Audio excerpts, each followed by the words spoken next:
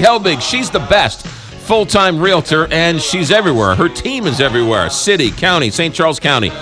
You can find her at KathyHelbigGroup.com. You can also find her right now stuck somewhere on Highway 40. That's Good morning. right. Good morning, Kathy Helbig.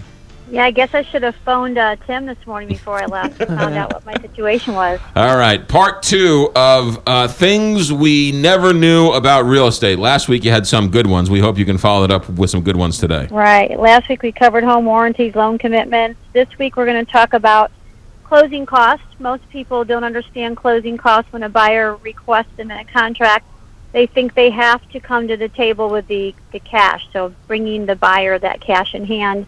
And that's not the case. A closing cost credit is just that, it's a credit. So it's basically like you're deducting that off of the sale price for the buyer.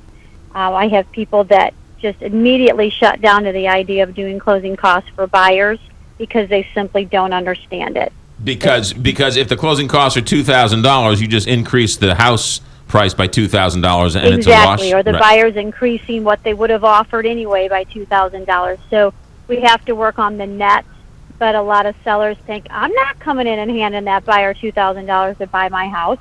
So that's a misnomer in the business all the time that we have to deal with.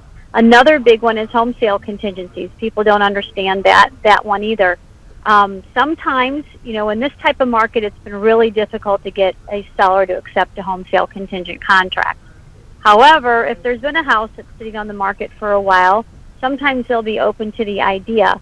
What the seller doesn't always understand is you're only locked into a home sale contingent contract for as long as your kick-out clause is, and a kick-out clause protects the seller and gives them usually a 24 to 48-hour window that they can change their mind at any time, or if they get a different contract, it doesn't have to be better, they can notify that first contract that's a home sale contingent contract and say your 24 hours is ticking.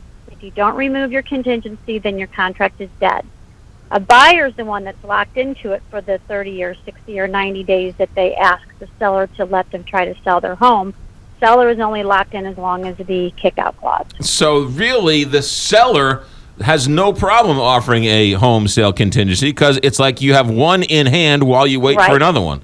Right. The only difference is it can affect your showings because other people see that it's under contract contingent, and sometimes they'll shy away from that. Right. Interesting. Another big thing that people don't understand is when we talk about staging. You hear me talk about staging all the time.